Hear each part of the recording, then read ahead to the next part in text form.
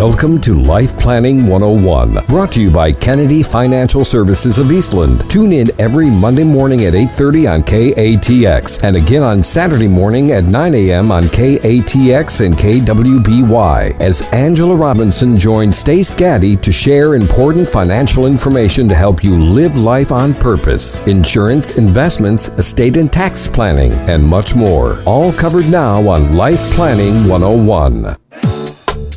Good morning, good morning, good morning. That's 3 good mornings for you. So glad to be with you this morning. Time for Life Planning 101. I'm Stace Gaddy, and our resident expert and specialist and guest from Kennedy Financial Services here in Eastland, Angela Robinson. Good morning, ma'am. Good morning. I don't give 3 good mornings, but good morning. There's 2. So I'm very happy to be here on this Christmas week. I know everybody's really busy for the holidays, probably trying to get everything prepared and having people over. So we really appreciate you listening to the show this morning.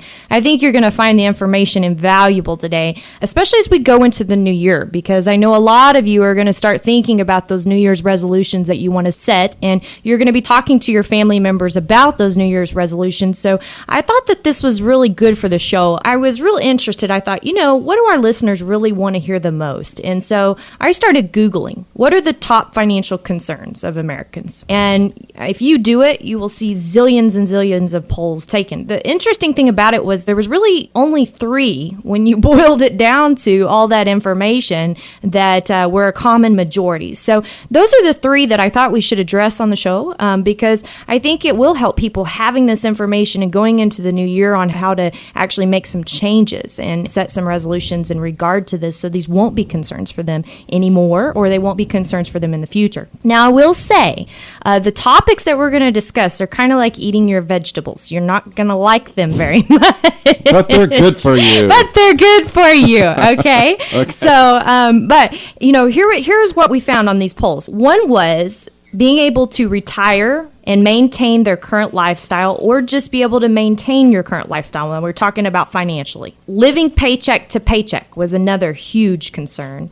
And then paying for healthcare was another big concern. So, here's one thing I've always found interesting. I love this quote by Louisa May Alcott. She says, "I'm not afraid of storms because I'm learning how to sail my ship." And if you think about that, really think about that, so many times we have these huge fears or concerns, but they really just come from the unknown and not knowing how to accomplish something. In fact, I'm probably the world's worst. We're not supposed to worry, right, about things, and I am a worrywart. I'm a mother, so I think that's natural to happen, but we're not supposed to worry about things because so many of the things that are uncontrollable, that are out of our control, we shouldn't worry about. But what about those things that we think that we should be able to control, that we can't control for some reason? And that's what we're here to talk about today, is to be able to give you some insight into how to control those different things. My dad, he taught retirement courses. That's how he actually got our business up and off the ground as it is today, the life planning firm where we do comprehensive planning. He started that in 1989. And he did college courses through Tarleton, Wichita Falls, ACU, Hardin-Simmons, McMurray. And he used to believe, because what he saw was such a problem with, people not piecing everything together into one basket, that they'd have all these holes or overlaps or gaps. And he used to believe that he could teach everything that needed to be known in order for people to set sail financially and be okay. And what he realized after doing this for a couple years is that there was way too much information and way too many variables, because the questions that would come up were not the same as they were even 3 years ago when you go through that many classes. So, that's the biggest thing is, and I can see it. Like day. It's like if you were to step me onto the Cowboys field and hand me a ball and say, you're playing quarterback, right? Now, I might do better than their current quarterbacks. I was going to say, you beat me to it. No. But I would be lost. I would be completely lost. And I think that's how most people are financially. And it's nothing to be ashamed of. It was interesting. I was reading my devotion this morning, and it was talking about having hardship in your life and, facing that hardship. But the first step in facing it, and we say this in our office, is it starts by telling yourself the truth. Is this hardship caused because you're trying to do God's will and trying to move forward and help his people? Or is it hardship because maybe you're doing something to yourself that you need to stop, such as spending too much money? And I thought it was appropriate because it's a holiday season. I'm sure that's why they put that in the devotion. But, it is so much the truth that sometimes we're our own worst enemy. And sometimes we have to look in the mirror. And, the only way that we're going to make progress is by telling ourselves the truth first about what our current situation is. So again, it's kind of like eating those vegetables. It may not be a lot of fun, but that's what needs to be done. So, what we're going to be doing in the show today is we're going to be going through 5 gaps and mistakes that we see people make all the time. I chose the top 5 that we're seeing as a common, trend. And so I think this is going to be invaluable. And we're going to go through these and talk about how not to have these gaps and what to do to avoid them. Very good. You're listening to Life Planning 101 with Angela Robinson. What is your biggest financial concern? She is going to give you lots of great tips when we come back. We're going to check in with our fantabulous sponsors. We'll be right back. Do not touch that dial.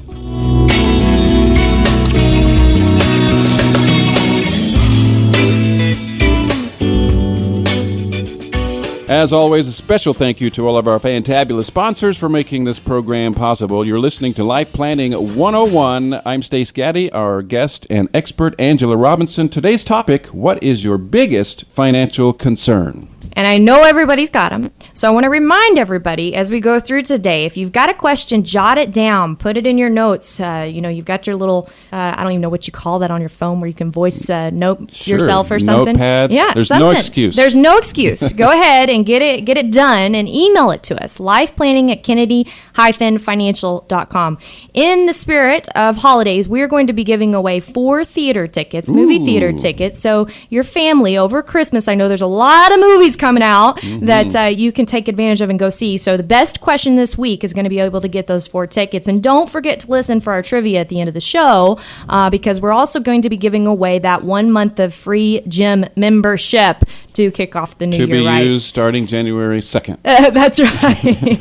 That's exactly right. So we've been talking about all these polls that are out there about what are Americans' top concerns. And, what we found was it was either retirement and or maintaining their current lifestyle in retirement or out of retirement, living paycheck to paycheck, and paying for health care. So what we thought would be good was really to talk about the foundation that every single one of us should have. Yet there are these common goal, this common theme that we're seeing when people come to us, of these little holes or gaps that are in their plan. And that's what we really want to get into the meat of our conversation about.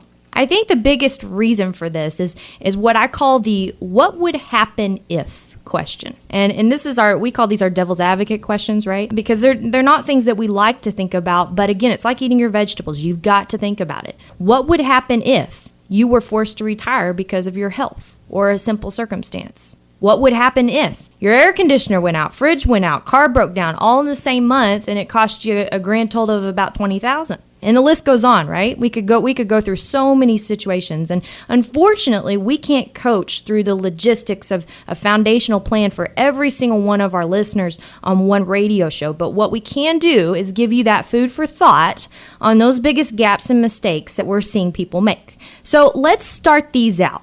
The number one mistake, and I say the number one mistake, these are really in no particular order because they're all important. It's all the foundation of your plan. The one thing that I'm seeing a lot of people do right now is there's this emergency savings fallacy out there. Many families, when they get started, they start out and they say, okay, well, we know we need 3 to 6 months of income to live off of if something were to happen. So they'll stash that away in a savings account. The problem really doesn't occur then. The problem starts to occur maybe 5, 10 years after that fact, and then it really escalates in problem size. Because what we fail to do is we never go back, reevaluate how much we have in our emergency savings versus what our current lifestyle has become. Mm-hmm. So we will see, and I kid you not, someone that's making $250,000 a year and they've got $15,000 of emergency savings. That's it. Blows my mind. Absolutely blows my mind. It wouldn't get them through, wouldn't even make their house payment. They're not going to be able to keep their current lifestyle. No, wouldn't pay their house payment for 5 months, much less their entire lifestyle. And what they do is they're proud. They say, yes, I've got emergency savings. And they think that they're set. But the problem is they've got this fallacy in their head that this is what they started with. It's all they will ever need. So, really what you need to do is every year reevaluate your situation. You need to know how much you're needing to spend every month if an emergency were to happen. And are you a single income earning family or are you a double income earning family? Because that depends on how many months you should keep, as well as what is the type of job you have. And I know a lot of people that if you're listening to the show and you're in the oil industry, you can empathize with this, right? Right. You know that if you're in the oil industry, you may need to keep a year worth of emergency cash on hand, not just 3 months of emergency cash on hand. Definitely not 3 months, not just 6 months in some cases. And especially if your spouse doesn't work or doesn't have substantial income earning power, then it becomes even more important to do that. So I would strongly recommend that everybody, as we approach this end of the year, take a look at what you're spending every month and what those needs are for your family and set a goal. Okay, do we have enough, or set yourself a question, do we have enough emergency savings if I was suddenly out of work for the next 12 months? Realistically, Mm-hmm. right? To pay all your bills and be able to pay your food, to pay everything that you would probably need, because that's really important. And the way I always look at this is if you think of a pyramid, okay, let's think of the structure of a pyramid. And let's imagine that a pyramid, those ancient old pyramids in Egypt, one of them got a crack in the very bottom of that pyramid. Where would that crack go? Go straight to the top. That's right. Your life is just the same as that. If you don't have that foundation in the bottom of your pyramid, your life pyramid, guess what's going to happen? It will crumble. Yes, it's going to crumble. Okay, so you've got to be able to have that emergency savings first and foremost. It's got to be there to be able to help your family in a time of need. May I interrupt you for 10 seconds? Sure. I love, and we mentioned it, of course, but I love how you tie in biblical principles with your financial life planning, right? I mean, I know you do it on purpose, and the whole firm does it on purpose, but this is a perfect example of it, and I just wanted to highlight that. Yeah, Continue. That's right. Exactly right. And that's the truth, and really God taught us about money. He taught us how we should handle money. And foundations. That's right. And so if we went back and read the Bible, you'd probably be learning the same thing you're learning on this show today, correct? Yeah, it's not new. It's not new. It's really old. To tell you. Yeah. So I'm not too smart, really. I just read. That's it. So, exactly. So let's go to number 2, okay? And here's a question for you. Are you too comfortable carrying debt? Isn't that a weird question? Yes, but Americans, by and large, are. They are, okay? And here's the interesting thing. Most Americans are trying to pay off their homes as quickly as they can. But at the same time, they're sitting here on the other side racking up 0% credit card debt and borrowing against their 401ks. Isn't that odd? Counterproductive. It is. It's a disparity. It's a disparity because really you should be doing the exact opposite. Really, your home is what we call good debt in most cases, because the value of your home should grow over time. And interest rates are deductible if you itemize your deductions, right? And at the cost of interest rates today, you're going to make more money having your money invested somewhere else, right? But instead, we're taking out of our investments, those 401ks, because if you're repaying a loan to your 401k, that means you're not investing for your future any longer. You're actually sacrificing your retirement because you're paying off your debt. Pretty sad. So if you're doing that, instead of, putting money back for yourself and paying as little as you can on your house, but getting your other debt paid off, is that really hurting you? In most cases, it is really, really hurting you because it is a, how do I say this? It's kind of like having a snowball, and it just keeps rolling downhill, and it gets bigger and bigger and bigger and bigger. So my question to you is, what if you were laid off tomorrow or forced to retire tomorrow? How are you going to pay all that debt off? Here's an interesting thing. Former federal chairman Ben Bernanke couldn't even get financing for a house when he retired. Wow. Okay, so if you think you're going to be able just to refinance when you think you want to, you may think again. When we come back, we're going to talk about 3 other potential pitfalls we often see, so you don't want to miss it. I'm not laughing. Well, I am laughing. That's just scary. Mm-hmm. You're listening to Life Planning 101 with Angela Robinson. We're back after this. Welcome back in, folks, to the final segment of Life Planning 101 this morning. I'm Stace Gaddy. Angela Robinson telling us about things that we can do to sort of take care or alleviate our biggest financial concerns. That's right. And we've been really sharing with you the 5 most common holes, gaps, overlap, whatever you want to call it, that we're seeing when people come to us. We talked about the emergency savings fallacy. We talked about being too comfortable with carrying debt, the wrong kinds of debt versus the right kinds of debt, and what that actually means. And I want to encourage you, make sure you send in questions to us. The best question of the week, we're giving away 4 movie theater tickets for you to be able to share over your Christmas holiday Perfect with your timing. family. Yes, so email it to us, lifeplanning@kennedy-financial.com, lifeplanning@KENNEDY-financial.com. So let's go to number 3. Are you overinsured or underinsured? And I know this is going to sound crazy. And I mean, you see my dad's background, he actually came from the property and casualty side of insurance. That was the first insurance he touched, and then he taught insurance, both on the life and health and the property and casualty side. So we look at all insurances when people come into us. And believe it or not, we have never, not once, seen one family come to us with just the amount of insurance that they need in Either every too much area. or too little. That's right. Never. And that's a really scary fact when you think lot about of that people. we've worked with hundreds of families, okay?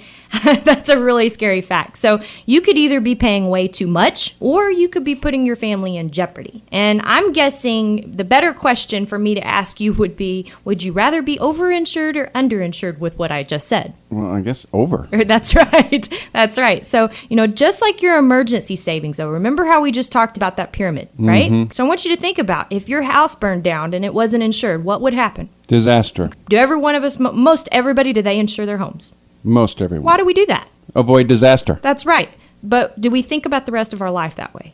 I guess not. We don't. It's a really interesting thing. According to your research. Yeah, it's an interesting thing that we really don't, and it goes back to those what would happen if questions. And, a lot of times I hear people when they first come to me, and I had a cousin, and she was this way, and she said, well, she was a breadwinner of the family. She said, well, I know that I know what I need for insurance, and he doesn't need any more. And when I started explaining to her about, okay, so here's what would be available, and are you okay with him living with that lifestyle? She wasn't. And the reason that we really buy insurance, for most cases, if you're talking about life or long-term care insurance, even health insurance, or having the proper amount of health insurance or auto insurance, liability, all those things, is because we love our family and we want to protect them, right? Right. And yet, here we are, overinsured or underinsured. So just like your emergency savings, it is critical for you to reevaluate your insurance needs with your current picture every single year. Every single year. Okay. So, number 4, are you a victim of theft? I see this as a big concern going on all the time. And even in our office, we have had attempts on theft with people's money, identity theft. Isn't that crazy? Yeah. I mean, at a professional office. That's even. right. That's right. And That's bold. Yes, it is. In fact, when we get emails requesting money, first thing we do is pick up the phone and call the client, because we want to make sure that the email was actually legit, right? So we never just accept an order off of an email. Would never do that. So, but really today there are more thieves of your money than ever before, okay? And whether I'm talking about a thief in the true sense of the word, like identity theft, or you also got to think about creditors, lawsuits, Uncle Sam. These are all thieves of your money. So if you don't have that fortress built to be able to protect yourself in these situations, what can happen? And the unfortunate part about this is what we see is that most people really don't address this until it's too late, because they say, oh, it would never happen to me. And the truth be told, it's like your health. You really never know the value of it until it's already gone, because there's very little you can do once it's already gone. After the fact. That's yeah. right. And I always equate this to taxes. I get calls all the time about March. Well, we're told by our CPA that we're going to have to pay in this much in taxes for 2015, say if we're fast forwarding for 2016. And what can we do about it? Say, well, it's March 2016. There's not much we can do about it, but that's and it's a reoccurring thing. People really don't stop to take the time to plan like they should. And really, this needs to be your number one priority in January, because if you're worried about where's the money going to come from to make sure I have the proper insurance, where's the money going to come from to make sure I have the proper emergency savings, or that I'm paying down my debt, this is where it comes from. This is where you find that money, okay? So take care of it. It is so important. I mean, just imagine if you could lower your taxes by 10% next year. Would that be big for you? That'd be nice. Okay.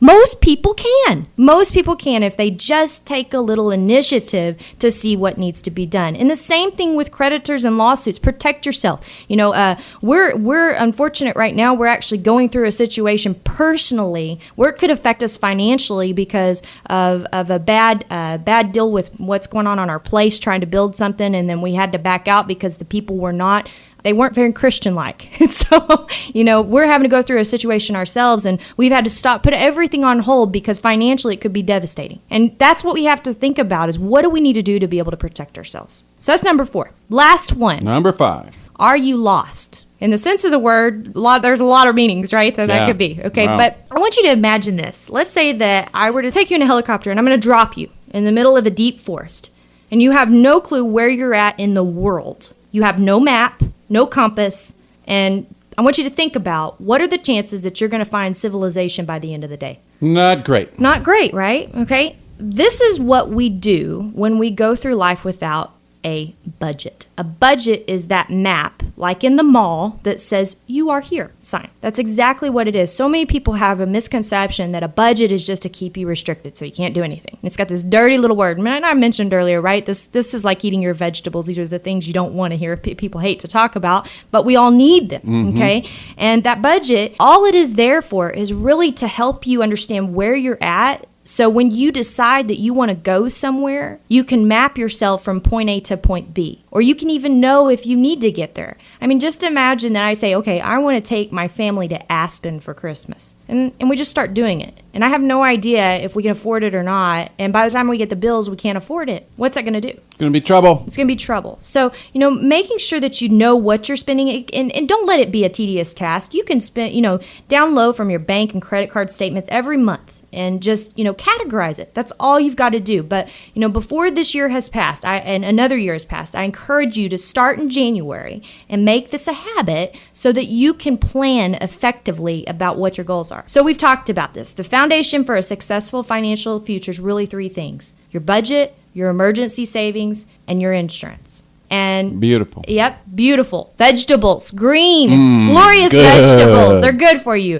Let us help you grow big and strong with these, okay? Because they are really important. They're really important. So let's get to the trivia for today. What are the 2 things that people are most often doing in regard to debt rather than paying less on their mortgage? What are they doing instead of paying less on their mortgage? And we talked about these. This is for 1 month of free gym membership to help you get kicked off for the new year. Life planning at kennedy-financial.com. Make sure you email us also your questions that you've got. We sure do appreciate all of our listeners. Wish you a very blessed and Merry Christmas. And we look forward to talking about New Year's resolutions next week. We are a little bit over time, Angela Robinson, so I'm going to go ahead and in 1 minute or less, because I'm dying here. My follow-up question, you have laid out beautifully the problem. Why? What is the root cause that people don't prepare? I mean, they have a go bag, or they prepare in other ways in their lives, and they build the foundation. Why don't people in general